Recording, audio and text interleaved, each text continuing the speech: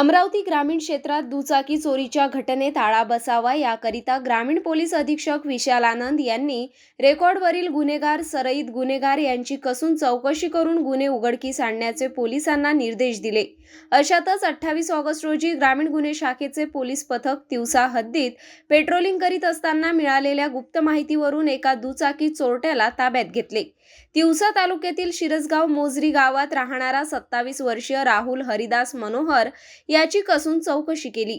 या दरम्यान राहुल मनोहर यांनी दुचाकी चोरीची पोलिसांसमोर कबुली दिली। पोलीस पथकाने आरोपीकडून तिवसासह आर्वी वर्धा येथून चोरी केलेल्या 75,000 रुपयांच्या 3 दुचाकी पोलिसांनी जप्त केल्या।